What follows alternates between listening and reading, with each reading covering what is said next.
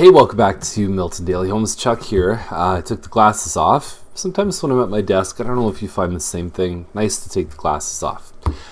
We're in the Santa Claus parade this weekend. So if you're going to be along Main Street on Sunday, you're going to have a chance to see the Charlton Advantage team. We're going to have a lot of fun there. We're going to bring our families, and it should be a good time. So 10 listings today. And not a lot to point out, but there's 3 that we'll talk about. Okay, so first one up is Andrews Trail. You can see from the power lines back here, it backs onto Thompson Road. Now, I used to think that was a negative thing. I used to think busy road behind, not good. But I had a client years ago who said to me, I want privacy behind. And so what happens with something like this is you get, they don't really show a good angle here, but you get the privacy because there's no homes behind you, but you get the road noise. And he was okay with that. So it was a reframe to me because I've always thought of privacy as being, backing onto green space, parkland, forest, that kind of thing. But this home can deliver that quality as long as you don't mind hearing car axles and things like that. Interesting perspective. And I forgot to mention about Andrews Trail. The other thing is that it's very close. It's within walking distance to the GO train. So that's a very positive thing. Diamont is the next one. So this is a 3-story detached home with a double car garage, but it doesn't have a backyard. So pricing these is tough. Number 1, because they don't come out very often.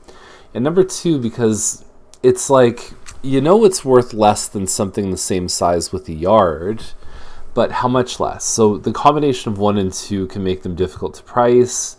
They can also be hard to sell just because, you're trying to find someone who wants the double garage, they're okay with stairs, and they don't want a backyard. So the most active people typically want a backyard. The people who don't typically don't want stairs. So you find there's this sort of, I don't want to say disconnect in the market, because I think that once people get into these homes, they actually stay there for a pretty long time because you do not see a lot of turnover from this style of home. So obviously there's something about them that people enjoy. So you've got a main floor. These ones don't have a basement, so they're built on a concrete slab. You have a main floor family room. This space is big enough. I've seen it used as a daycare. I've seen it used as like an in-law suite, so they'll build a small washroom and kitchenette, almost like a finished basement, kids' playroom, exercise area. I've seen some awesome home gyms in this space. But it's essentially like your finished basement has been lifted up out of the ground, and you've got a lot of natural light here too. Some people just kind of use it as a home theater or a second rec room. So there's your space upstairs. Good open concept kitchen. You've got your deck above, and then you also have your 3 bedrooms. So you've got, you do have a 2-piece washroom on the main level and your laundry, and then you've got a 2-piece on the second floor, which is kind of your main level, kitchen, living. And then you've got 2 bathrooms up on the top, on the 3rd story. So for more than 2,000 square feet with a garage, typically you'd expect that one to go for, $750 plus. So the fact that it doesn't have a yard, if they've knocked essentially a little over 5% off the price, is that adequate? Historically speaking, that's probably where it sits. So I think they did price it in a fair spot.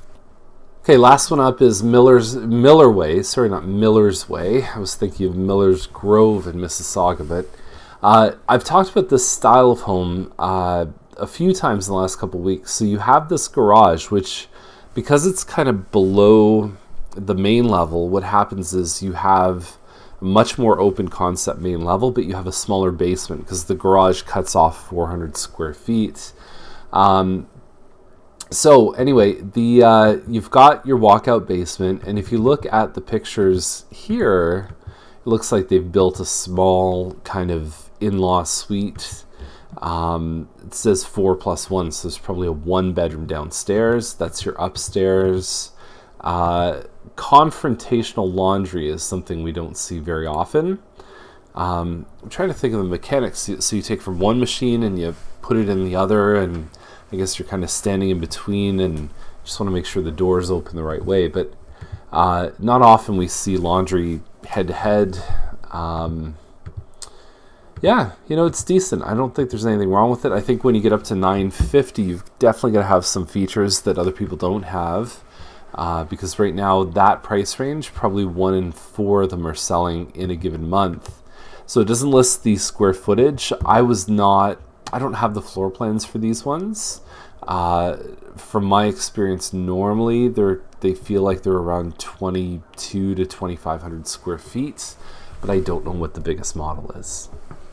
So that's it for today's list, and as always, we've got lots of ways to help you. So we've got the Milton price report. We got the buyers class coming up in early December, actually.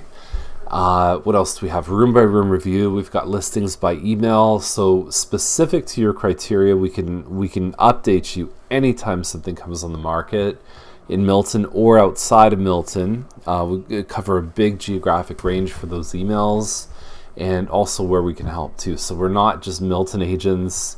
In fact, last month I did more business in Burlington than I did in Milton, and Mississauga, Guelph, Cambridge. Our team kind of within a half hour of Milton. We're comfortable with all those areas. So anyway, if you need a hand, we're here for you, and we'll see you tomorrow with more Milton Daily Homes.